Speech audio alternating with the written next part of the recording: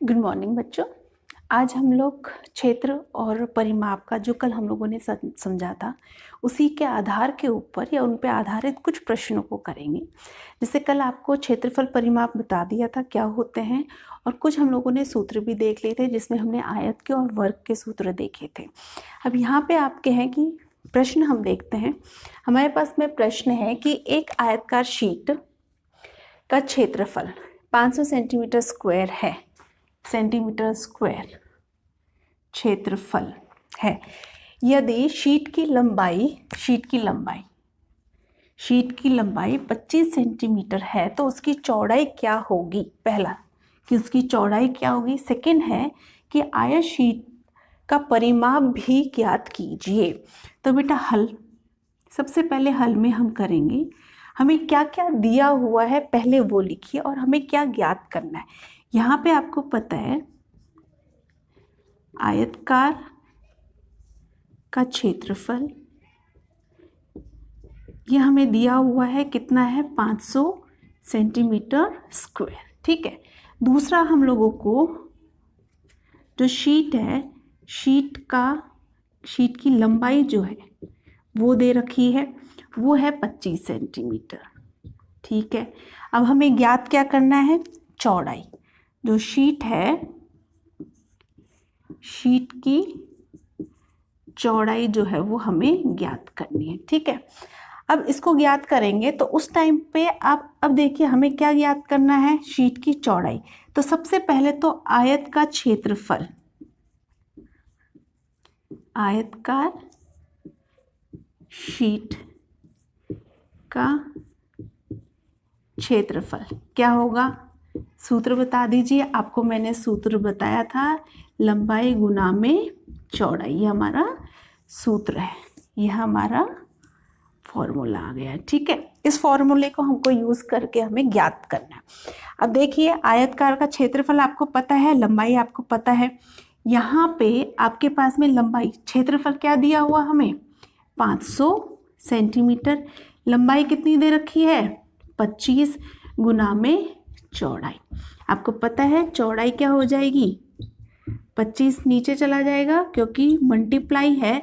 जब मल्टीप्लाई वाली संख्या दूसरी तरफ जाती है तो वो डिवाइड हो जाती है। तो यहाँ पे 25 का भाग दे दीजिए 2 और 5 वहाँ 2 और 0, तो यहाँ पे हो जाएगा 20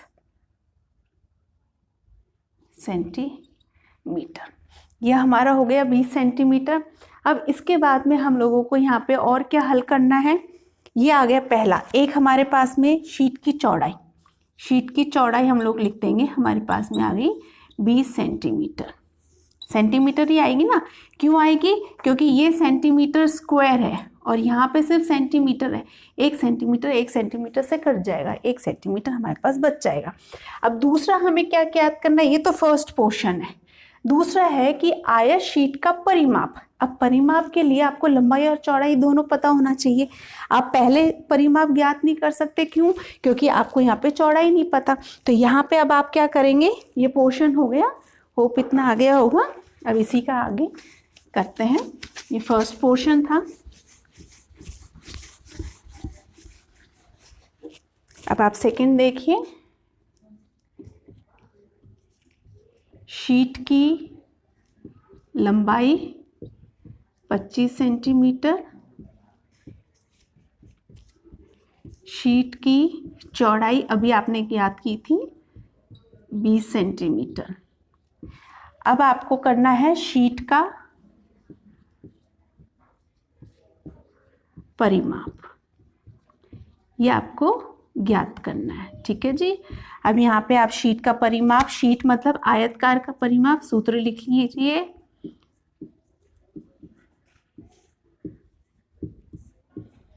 का परिमाप क्या होता है, लंबाई 2, लंबाई प्लस में चौड़ाई, ये सूत्र है आपका।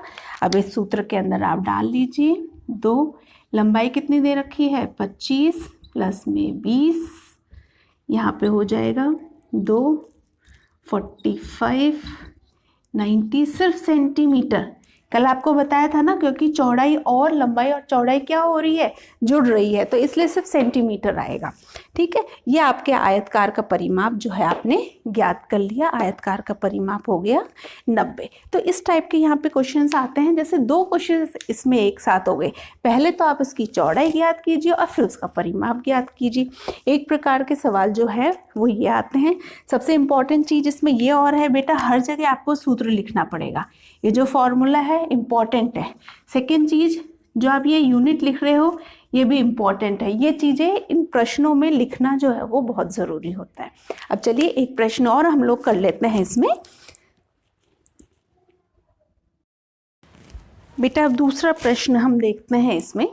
दूसरा प्रश्न हमारे पास में है 10 मीटर 10 × 10 मीटर माप वाले एक दीवार में 3 × 2 माप वाला एक दरवाजे का फ्रेम लगाया जाना है। यदि 1 मीटर स्क्वायर दीवार पर पेंट लगाने की मजदूरी 2.50 रुपये हो तो दीवार पर पेंट लगाने का कुल खर्चा ज्ञात कीजिए।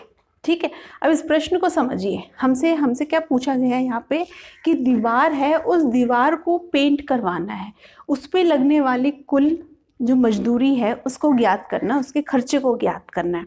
तो बेटा जब आपको कल मैंने बताया था दीवार को पेंट करेंगे तो पूरी दीवार को पेंट करेंगे, इसका मतलब हमें क्या निकालना है, क्षेत्रफल निकालना है, क्योंकि पूरी जो दीवार है उसको पेंट करवाना है।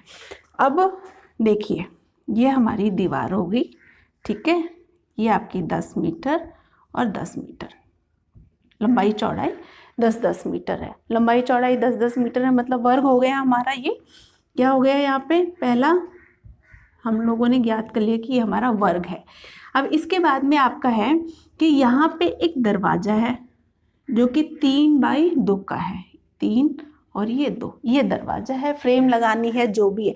पर जब हम लोगों को पेंट करना है तो पेंट इस दरवाजे पे थोड़ी करवाना है, सिर्फ दीवार पे पेंट करवाना है। दीवार पे पेंट का खर्चा हमें ज्ञात करना है। तो यहाँ हम क्या करेंगे, ये पूरी जो दीवार है इसका जो क्षेत्रफल है उसमें से इस दरवाजे के क्षेत्रफल को हम घटा देंगे। ठीक है, पूरा दरवाजे में जो पूरी दीवार में से जो ये दरवाजा है इसका क्षेत्रफल हम घटा देंगे तो हमारे पास में ये पूरी दीवार आ जाएगी, बस दरवाजे को हटा के।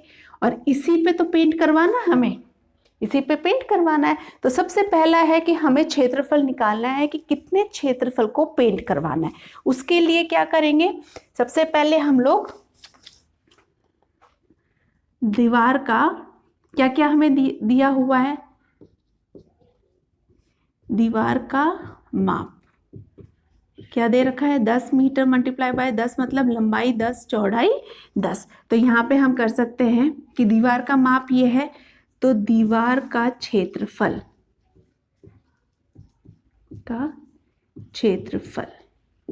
दीवार का मतलब यहाँ पे क्या होगी, जो दीवार है वो हमारा यहाँ पे क्या हो गया, वर्ग हो गया ना। यहाँ पे ये दीवार का क्षेत्रफल, तो यहाँ पे हम रख सकते हैं वर्ग का क्षेत्रफल।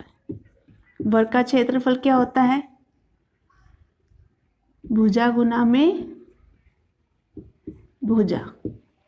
ठीक है जी, तो यहाँ पे हम कर लेंगे 10 मीटर गुना में 10 मीटर, इसका मतलब 100 मीटर स्क्वायर या वर्ग मीटर, क्योंकि क्षेत्रफल है इसलिए आपस में मीटर से गुना होगा।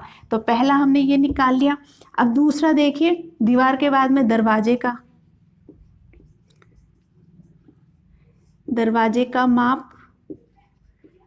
का माप क्या है, 3 मीटर गुना में 2 मीटर। तो यहाँ पे भी वही है, आयत हो गया। यहाँ पे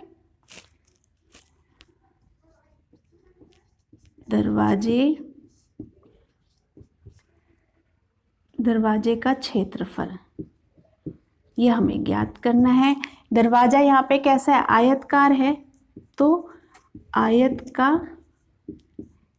बेटा सूत्र लिखना जरूरी है, प्रत्येक स्टेप के मार्क्स होते हैं यहाँ पे। लंबाई गुना में चौड़ाई, ये आ गई हमारे पास में ये। अब यहाँ पे देखिए क्या हो जाएगा, 3 गुना में 2 बराबर में 6 मीटर स्क्वायर। तो दरवाजे का हमारे पास में क्षेत्रफल कितना आ गया 6 और दीवार का कितना आ गया 100। तो अब इसको हम कर सकते हैं, देखिए अब हम कर सकते हैं, ये पूरा ही लिख देते हैं 100 और 6। यहाँ पे हम दीवार का क्षेत्रफल जिस पे पेंट होना है बराबर में, स्पेस नहीं है इसलिए नीचे लिख रही हूँ, आप कंटिन्यू में लिखिए। क्या होगा, दीवार का क्षेत्रफल माइनस, दीवार का क्षेत्रफल माइनस दरवाजे का क्षेत्रफल, ये आ गए हमारे पास में।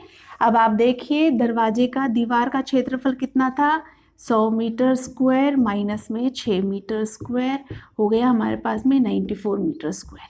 ये हमारे पास में दीवार है जिसपे कि पेंट होना है, ठीक है। ये हमारे पास में क्षेत्रफल आ गया। अभी तो बेटा पूरा प्रश्न नहीं हुआ है। अगला हमारे पास में पॉइंट क्या आ गया कि खर्चा ज्ञात करना है। कुल खर्चा कितना है दीवार पे पेंट करने का 1 मीटर स्क्वायर, 1 मीटर स्क्वायर का जो खर्चा है वो हमारे पास में 2.5 मीटर, 1 मीटर स्क्वायर का खर्चा है। यहाँ पे लिखिए 1 मीटर स्क्वायर का खर्चा कितना है 2.550 रुपये, इतना है। तो 94 मीटर का यूनिटरी मेथड 94 मीटर स्क्वायर का खर्चा हमारे पास में हो जाएगा 94 मल्टीप्लाई बाय 2.50, 94 25 मल्टीप्लाई कीजिए 20, 2 कैरी 45, 45 46 47, 8 आ जाएगा और 18, 0 7 9 10 सॉरी 7 14 15, 1 कैरी 12 13 और 2। तो यहाँ पे हो जाएगा 3.50